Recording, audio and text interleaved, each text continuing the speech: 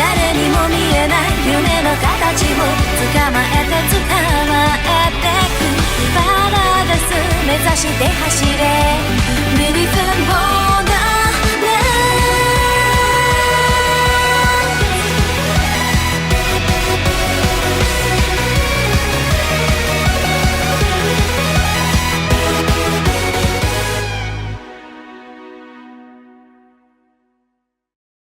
Hello guys, welcome back to my reaction channel. Today we're going to react into Goat Piece episode 93. Guys, we're finally here. We finally arrived at Alabasta or Alabasta, whatever you want to pronounce it. And yo, we can use a meal. They're gonna eat first for sure, and then we're gonna find Vivi's dad, apparently the king. And we're gonna first we have to make sure that it's him, because we know that Mr. 2 can copy he copied his face and appearance. So yeah, they can sneak him in there whenever they want to and replace the king, right? So yo, this guy Crocodile really is working on overtaking this country. And we have a lot of enemies. Everybody's coming here, including that guy Ace, who's I don't know who he is, but he's waiting for Luffy, and Luffy's supposed to know who he is. So, bro, a lot is happening here, and I'm here for it. But I am really excited. This is every arc just keeps raising the stakes. But that being said, if you enjoy my reactions, you know what to do. Let's go. Let's go, baby.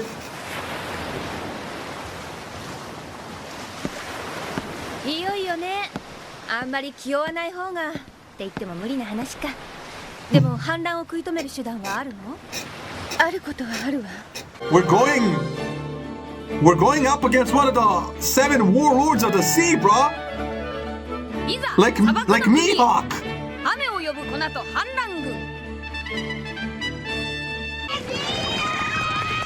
Oh my god. Oh my god. どうしよう。心配ねえよ。騒がしいところを探せばいい。言えてる。もう自分が賞金首だってことを自覚してほしいのよね。どうしたの？ミスター3の船。やろうくたばってなかったのか。間違いないわ。あの船は確かドルドルの実の力を動力にしているはず。Well, that's crazy, because if he's here, you know Mr. 2 is gonna come here looking for him, so everybody's gonna be here, bro. We're gonna have to fight everybody. And they're splitting up again? Luffy already went, the others, bro, they're gonna split up again like in a little garden. That's not smart. 厄介だな。俺たちは顔が割れてる。Yeah. 大丈夫だ。俺に考えがある。どこにいるかわからねえからな。目立たねえように行動するんだ。十分目立ってると思うのよね。Yeah. 間に合いそう。It does seem fine, doesn't it? そうね。平和な街に見えるわね。おいビビ、反乱を食い止める手段はあるって言ってたな。これからどうする？どういうこと？だいたいこの国が潰れたらあんたを送ってきた恩賞がもらえないじゃない。わかった？はい。わかればよろしい。地獄に落ちろ。ありがとうゾロ。あんたの貸しも忘れてないからね。てめえ。お化けになっても取り立てるわよ。あ、この。の顔は割れてね。That's そう true. ね。サンジ君は連中とほとんど会ってないもんね。Yeah. 一人もね。そういえばチョッパーも。Yeah. 助かる。大荷物だからな。頼むぜ。わかった。おい、大丈夫か？大丈夫。俺にできることはやりたいんだ。Did my man miss the city? ある場所には見えねえな。っていうか、ここはOh my god. How did he do that? とりあえず来た道戻るか。どうしたいチョッパー？食べ物に混じって変な匂いがする。変な？ Oh. ああ、これは香水の香りだな。香水？おい、あの店で売ってんだ。俺、この匂いあんまり好きじゃないな。おい！お姉さん、素敵な服ですね。本当大丈夫かよ。No, he won't. My man needs to calm down. まずい。熱中症の症状が出始めてる。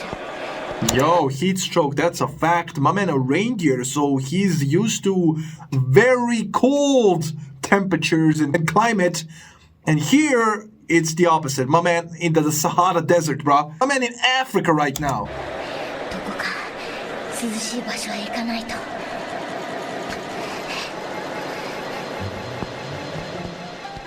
Bro, what? Really? You just... ああ、気持ちいいよね。 I knew it. 閉めたか。ああ、行こう。見つかると厄介だからな。 Oh my god, it will be troublesome if we're spotted. These are gonna be the rebels. My man just infiltrated. Bro, are you... Bruh! He's gonna go across the desert with them.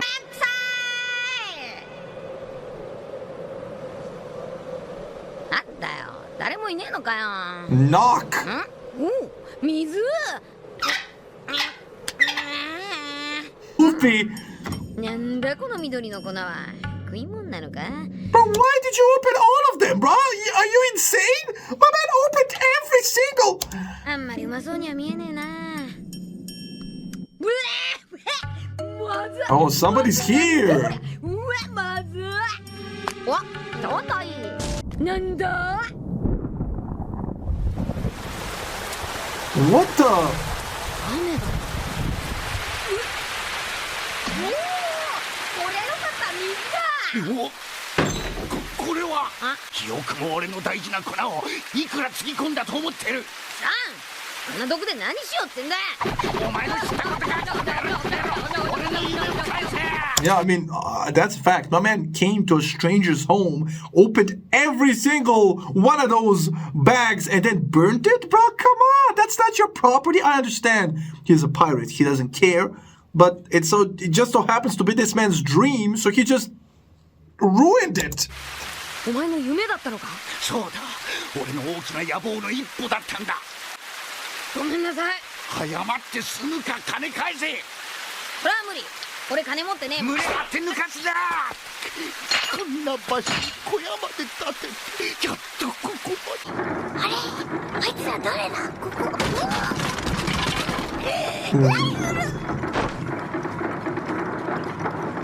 どうした？声が聞こえた気がした。なんでもない。あ？なんだこりゃ。鹿を丸ごと買ってきたのかよ。ゴーザ、武器が手に入った。少しだがな。ああ、危ねえ役目を頼んじまったな。体力も限界に来てる。これ以上無駄な血を流しても意味がねえ。次の攻撃で一気に蹴りをつけるぞ。俺たち反乱軍がこの国を変えるんだ。 I called it. It's gonna be the rebel army. おい、鹿肉があるんじゃなかったのか？あ？もう大丈夫。 Oh, they're working together. ありがとう。でもどうして助けてくれたんだ？理由なんかねえ。俺ってかっちょいいだろ。 The desert alone. こっちだ。 Oh, he can smell the perfume? That's a good nose. 強いですね。ああ、誰にも負けねそうでしょうね。そんだけ力があれば。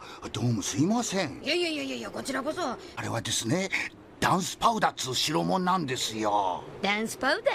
別名、雨を呼ぶ粉って言いますね。 Rain calling powder, さっきの okay? 土砂降りはダンスパウダー。 Oh, dance powder, like the rain dance? That's why it's the dance powder, but it's actually the rain dance. Okay. が引き起こしたもんなんですよ。細かい説明聞きます？聞いてもわからん。そんな顔してます。こんな粉使ってなんで雨を降らせようってんだ？あんた、この国のこと何もご存知ないみたいです Yeah, ね。 it's drought. さっき船で着いたばかりだ。このアラバスタって国は昔から干ばつと戦ってきたんです。干ばつ？雨が降んなくて土地が干上がってしまうことで。そんなことぐらい知ってる？でもダンスパウダーは世界政府から禁 Yo, 止 that's されてるん messed で up. す。使ってるのが見つかったら処刑されてしまうんです。 Yo, that's messed up how they're trying to control them by not allowing this powder that can actually solve all their problems. That's crazy. What do you want to bet? Only the government can use it, right? And then they're gonna strong arm you if you don't do as they want. They're not gonna give it to you. You're gonna, right? Damn. この国の内乱だってこれが原因だとも言われてるんです。 Exactly. よくは知らないんですけどね。なんだよ。さっき大事な粉だっつってたろ。いや私はそんな別に大それた Oh my god, he was hoarding the powder so he can sell it on a black market to the king in an inflated price, right? じゃあなんだよ。いいねこんな時代だから水を作って売れば大儲けになるな Bruh. あ、そうだ。頭いいなお前。いやねえよ。俺興味ねえし。Yeah, people like this existed and will exist always. But some countries, I think Russia was among them, when the times were tough, companies tried to extort the people by raising the prices on bread or something like that. And I think like Putin and some other world leaders actually punished those global companies by making them pay everything they earned to the people, and they got a large fee or some shares in the millions, right, to compensate for actually overcharging in the time of need to the people, right? So things like these are scummy, really are. Imagine you not having what to eat, warring times, and just tough, and then somebody has bread to sell but doesn't do it on a small profit, but actually makes it so expensive that you can't even afford to eat. That's crazy, right? That's taking advantage of the hard times. So I do know, I'm pretty sure Russia was among the countries during the last 50 years that implemented such harsh, right, consequences for people that did such a thing. お願いしますできる限りのものは差し上げますから本当？本当いやー悪いっすね。おっさんの弁当もらっちゃって。いえそんなもんでよろしければいやもう十分。素敵。こういうの好きよ私。Okay. お使い頼んどいてなんだけど。 Is it just me, or have they grown? Like, what is going on here? ロサンジさん、これは踊り子の衣装では。いいじゃないですか素敵ですよ私は庶民の服で。踊り子だって庶民さでも砂漠を歩く。大丈夫疲れたら俺が抱っこしてああこいつ香水にやられてんだ香水？そうか。トニー君は鼻が利きすぎるのね。Bro, they're wilding with Nami, bro. Where did she get those booby buckets? What the hell? This is out of pocket. She didn't have those. ああ、これ刺激の強いものもあるから。これとか。やめろ。奈落の底までメロリンだアホかてめとにかくだこれで当初の目的通り物資は揃ったわけだなそんなところへみんなを連れて行くのはまだちょっと戸惑いがあるんだけど、私はこの国に平和を取り戻したいの。 Okay. What a speech. やっと言ったわね。待ってたわよ。何が起こるかわからねえのは海と一緒だろビビちゃんああ今までと変わらねえな俺砂漠って楽しみだわ。 Yeah, Luffy. Where is he? じゃあちょっとあのバカ。 Yeah, this is one of those times where it's not Zoro that is lost, but instead it's Luffy. Anyhow, this episode's kind of a good demonstration for how Oda kind of becomes a lot more horny starting from here with the whole Nami and Vivi outfits. I've noticed! What the hell is that? And she did not have those! I'm sorry, she didn't! Which, by the way, have different colors in the colored manga, which you'll be able to see right here. Oh. And before you open your mouth, Vivi is 16, okay? So if you're going to say anything that Sanji, Master Roshi, or Jiraiya would say, I would think it's in your best interest to just reserve those words exclusively for Nami. Yeah, and I did that. And it's not because I knew she was 16. She's not that impressive. But no, I'm kidding. But yeah, Nami, I'm focusing on Nami because I can really see the difference. Like, what is this? Like, she didn't have those. I'm sorry, in Little Garden, go back. She was wearing, like, almost nothing. She did not have those. They're wilding, bro. They're wilding. Although, I already caught you with the whole Orihime thing, Shut up. So the cat is pretty much out of the bag when it comes to what age you like your women. Weirdo. Joke. Really? You gotta do me like that? Really? Their age does not correlate to how they look or dress. The writers are wilding. I'm not the one wilding. Shut up. Aside, Oda becomes increasingly more horny as the series goes on, especially for Nami. He slowly but surely changes her body type and just tends to make a lot more revealing outfits for her later on. Okay. Believe it or not, Oda actually married a Nami cosplayer, which is my theory for as to why Oda becomes especially horny for her. They met at Jump Festa, which is this yearly jump convention, jump as in Shonen Jump. Okay. It's an event that is held at the end of each year in December, and each year the event reveals info on anime and manga series for the following year, and Oda met his wife in the Jump Festa that was held in December of 2001, where she was performing as Nami in a live-action musical. What, he married a fan? My man married a fan! What a goat! You know those Bleach live-action rock musicals that I showed you back then? Yeah, it was exactly like that, but for One Piece, where people cosplay as the characters and do musicals. So, hey, technically, live-action One Piece has existed for over 2 decades before this new one, so suck on that, huh, Netflix?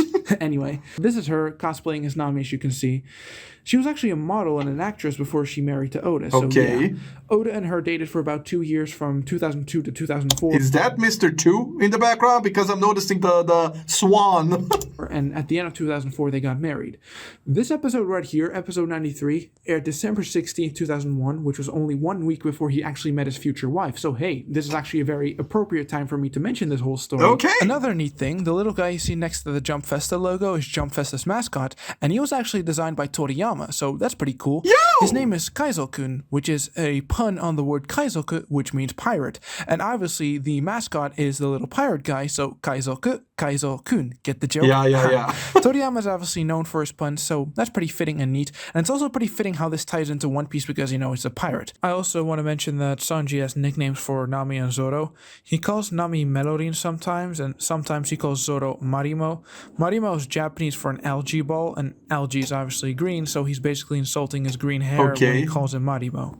Another thing, and this is about the pronunciation of Alabasta, it's still debated whether or not you say it with an L or an R, and, well, the short answer is it doesn't really matter. Yeah, and sometimes I even pronounce it with Alabasta, and sometimes I say Alabasta. It all depends on my mood, and I have noticed that there in the show they even mix it up. So because see, there's never any definitive answer for that. Both the anime and the manga keep switching between L and R. Yeah. See, on the Eternal Pose, it is spelled with an L. However, starting from the next episode, episode 94, every single episode of this arc actually has a recap with narration, where it shows a map of the kingdom, and the map exists to recap how Luffy and the gang progressed from one area to another. As you're able to see, the map spells it with an R, so starting from the next episode, the anime spells it with an R, so it's not consistent. It should also be mentioned that only the anime actually has names on the Eternal Pose. The manga doesn't. In the manga, actually, the map of Alabasta is also spelled with an R, although there are cases where Oda spells it with an L, although he spells it with an R more frequently. But the point is, it's inconsistent in both the anime and the manga, so however you pronounce it is just left up to your preference. It doesn't matter. See, there are good arguments from both sides. One can say that it's with an L because it's based on the word alabaster, which is a mineral that's found in Egypt, and Alabasta cities are partially inspired from Egypt. But one could say that it's also an R because it has the word Arab in it if it's spelled with an R, right? Alabasta, Arab, get it, as in Arabia. Yeah, because the whole theme is kind of like, right, Arabia. Like, you can see that the people out there, the culture is, I said it, I mentioned it, like Indian, right? It's a sand kingdom ruled by the king, just like Saudi Arabia is a desert and is ruled by an absolute monarchy, or in other words, a king. So the Saudis, you could say it has like an Arabian influence too, which would make sense because, it's a desert kingdom, right? Besides, even if you consider the alabaster reference to be true, which it most likely is, you could actually still argue that Alabasta is still better than Alabasta, because then the alabaster reference would just be too on the nose. So you could say that it's better if not intended to be with an R, because puns usually are not that on the nose, right? Or you can say it's actually Alabasta because it's a mix of the word Arab and alabaster. Maybe it's both. But who knows? Like I said, it's left up to the personal preference of the people who are saying it, right? Neither of them are wrong. It's fine. I'll just keep saying it with an R because the subs say it too, but again, it just doesn't make a difference. It's no big deal. One more thing, I already told you this directly before, but just to let the others know as well, right? Bushido is a samurai's code and way of life. Bushido itself doesn't actually mean samurai, but rather it's a word used when referring to a samurai's lifestyle. So that's exactly why Vivi calls Zoro Mr. Bushido. So yeah, that's basically it. And by the way, if you have time right now, I really recommend that you just hop into the next episode right away. You're gonna love it. The next 2 episodes if possible, alright? Okay. Anyway, see ya. Okay, I'm gonna try and do that, but yo, that was a dope episode. I love the fun facts in the end. So my man Oda really married a woman. She was a fan. If she was cosplaying as, yo, that's dope. Okay, maybe she's not a fan. She was doing her job, right? He said she was a model. So hey, the goat found his queen in the audience. You gotta love it. And the little pirate logo was designed by my man Akira Toriyama. You gotta love it as well. I love the fun facts, bro. I'm sorry, I really do love the fun facts. And my man calling me out on me talking about Nami, bro. What is she, like 17, 18? I think she's 18 here, and that's fine, right? Nami's a fine, but yeah, he's messing with me over Orihime, bro. Listen, even in 1,000-Year Blood War, she's like 17, right, bro? I'm sorry, Kubo is wilding, bro. She does not look 17. That's all I'm gonna say, okay? And she's not real, so stop nagging me.